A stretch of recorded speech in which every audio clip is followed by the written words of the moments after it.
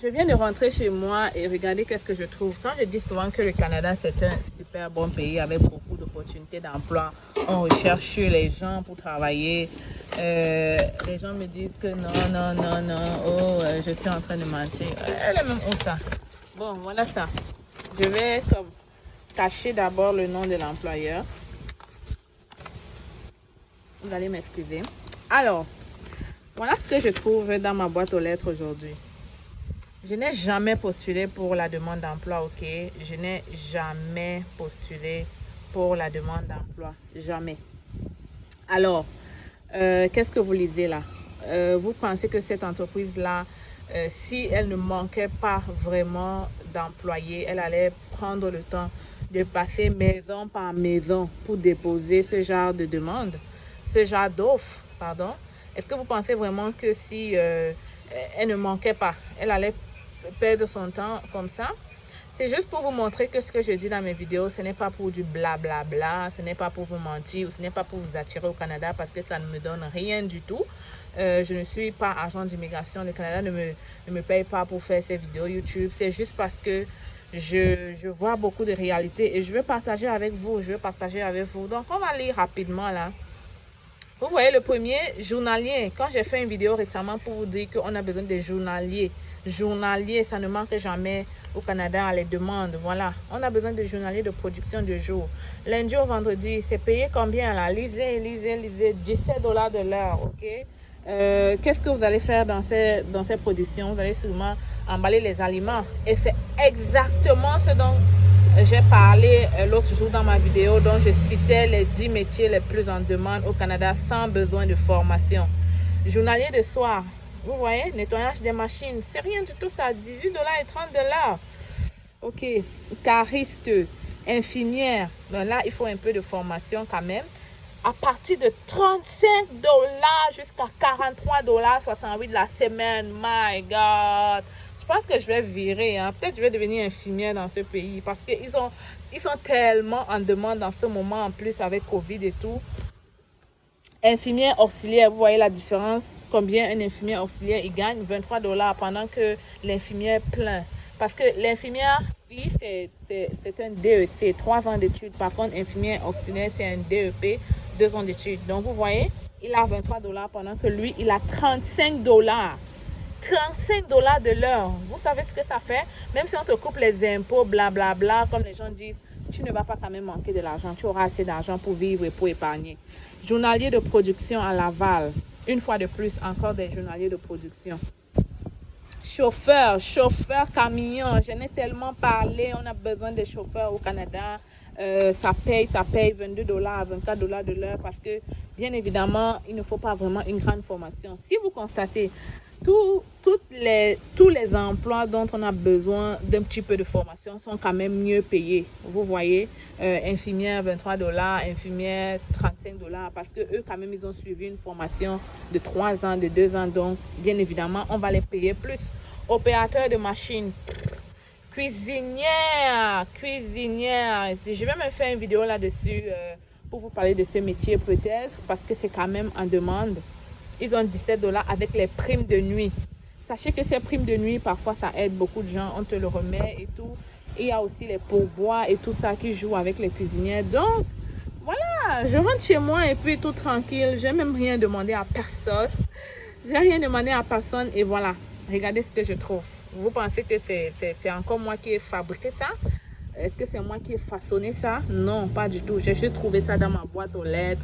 Et puis, j'ai tenu à vous montrer pour que vous confirmez que ce n'est pas du blablabla ce que je dis. Alors, voilà, je ne vais pas faire une longue vidéo. On se retrouve derrière mon écran. Alors, je vais vraiment vous détailler tous ces métiers parce que je pense que c'est très important de vous donner les bonnes informations. Comment faire pour devenir journalier? Si on prend le premier emploi qu'on a vu, journalier de production. Pour devenir journalier au Canada, il faut faire un ASP. Ok, c'est une petite formation, je sais même pas si c'est un an, mais c'est vraiment pas long en fait. Et en plus de ça, normalement quand tu es employé, on va vraiment te montrer qu'est-ce que tu dois faire spécifiquement. On va peut-être te donner 1 mois de formation sur le plancher pour que vraiment tu apprennes tu apprennes vraiment en fait. Donc, ça va être comme...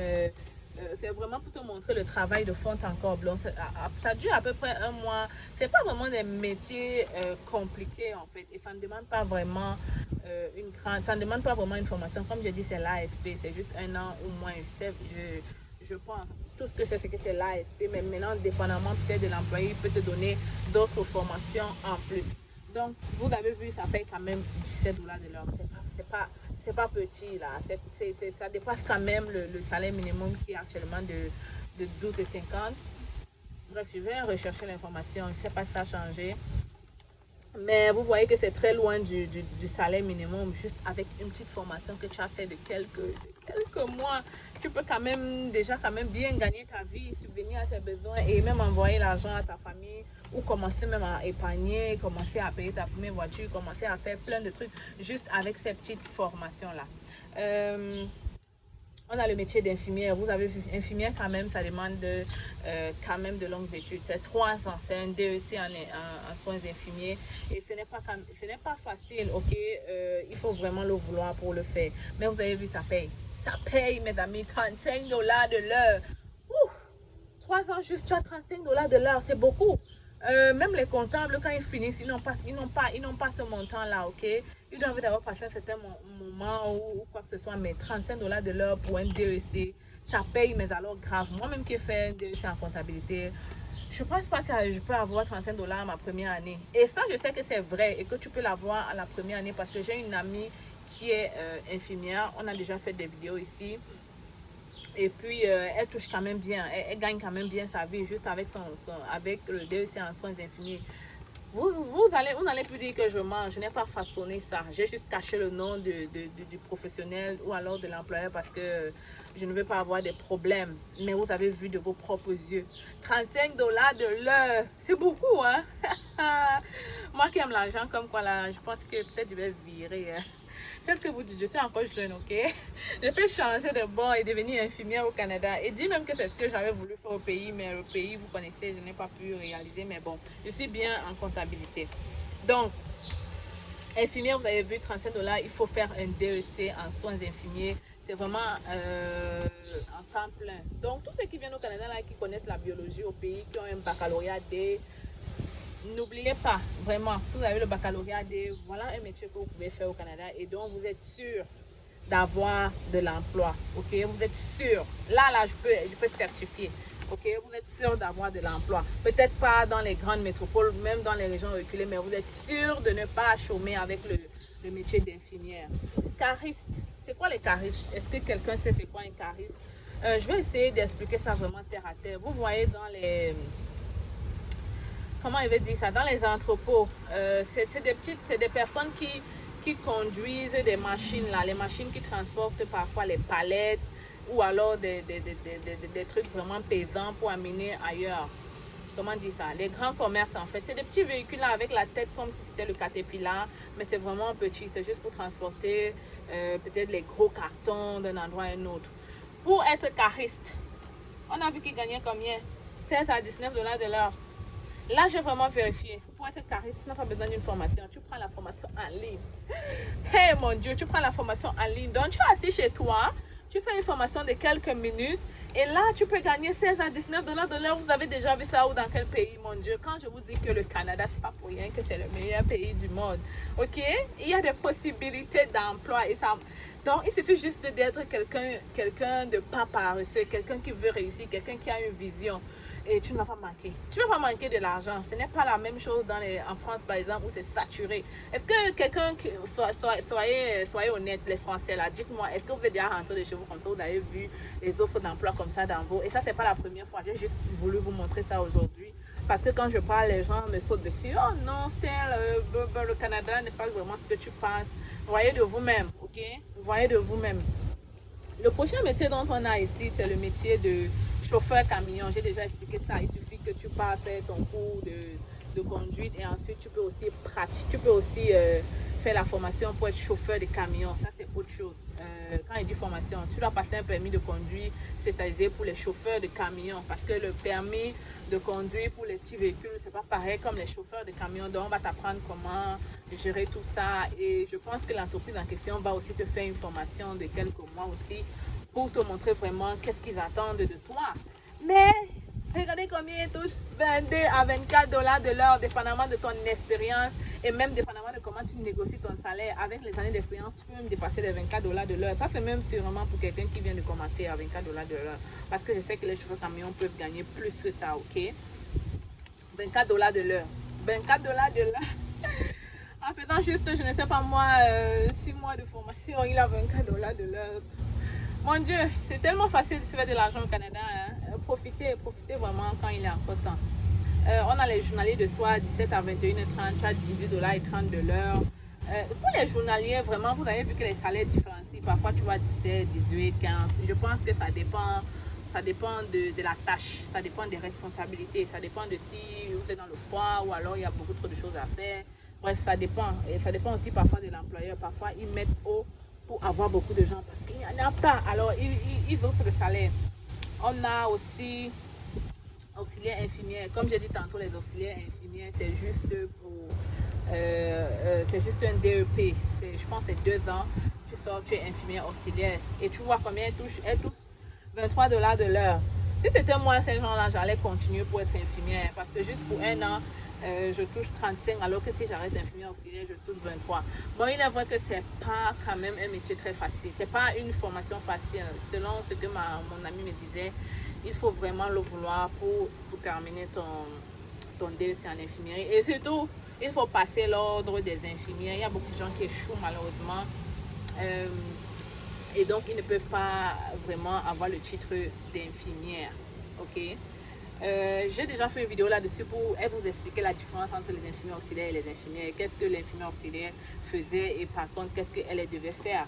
Donc, allez regarder la vidéo avec Christelle. Elle nous parlait de son métier d'infirmière, des réalités, de comment elle vit ça. Comment se vit vraiment au travail, qu'est-ce qu'il faut faire, qu'est-ce qu'il ne faut pas faire. Elle vous a expliqué comment ça se passe. Donc, tous ceux qui rêvent de devenir infirmier au Canada, allez regarder la vidéo. C'est toujours bien de savoir à quoi vous attendre, ok? Quand tu sais à quoi t'attendre, tu peux facilement affronter les obstacles de la vie. Alors, regardez les vidéos parce que c'est pour ça que je les fais. Mes vidéos sont très ciblées, très précises pour vous permettre de vous intégrer facilement au Canada. Fait qu'il y avait un autre métier là, opérateur de machine. 17 à 18 dollars de l'heure. Je n'ai pas vraiment regardé s'il fallait une formation pour ça, mais je suppose que ça ne doit pas être aussi compliqué que ça. Ça doit être les mêmes choses que journalier de production. Non, ça doit être les mêmes choses que cariste, les trucs comme ça. Ça ne doit pas être quelque chose de très compliqué. Mais ils gagnent 17 à 18 dollars de l'heure plus les primes de soir, plus les primes de nuit.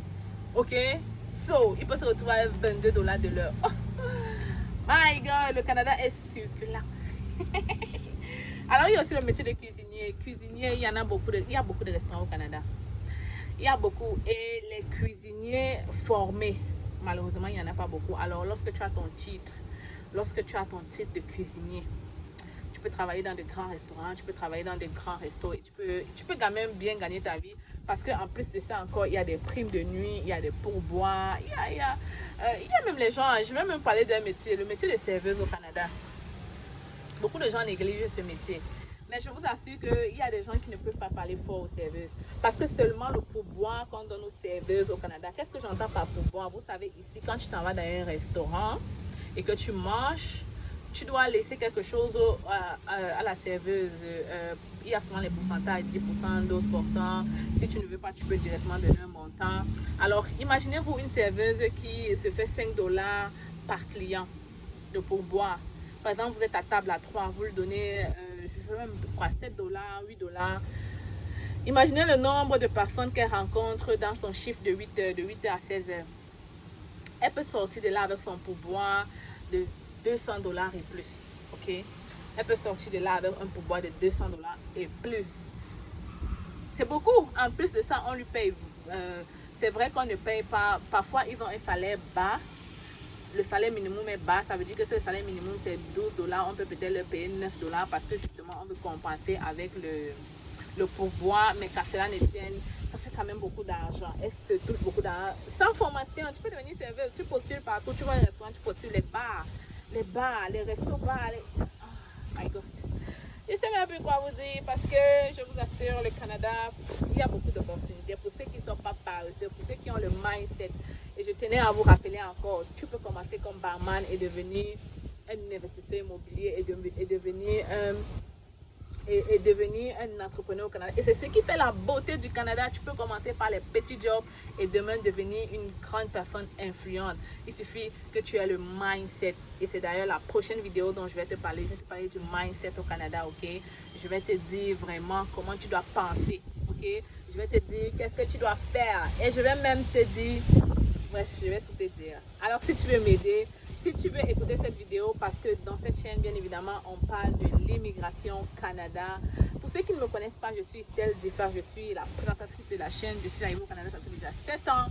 Je suis venue comme étudiante, maintenant je suis résidente permanente. Alors, j'ai créé la chaîne pour t'aider toi aussi à réaliser ton rêve canadien, à venir me retrouver ici et à profiter de toutes ces opportunités, dont celles dont je viens de parler là. Donc, mon ami, je t'attends au Canada, mais avant ça, abonne-toi s'il te plaît. Laisse-moi ton gros pouce j'aime et montre-moi que tu as vraiment aimé la vidéo. Tu ne perds rien, tu ne gagnes rien. Au contraire, tu permets que YouTube publie mes vidéos plus fréquemment. En fait, tu permets à l'algorithme de YouTube de mettre mes vidéos en avant. Comme ça, beaucoup de gens le verront et on sera tous contents, ok? Alors, je te retrouve la semaine prochaine avec cette vidéo-là, le mindset. Tu veux l'écouter? Abonne-toi.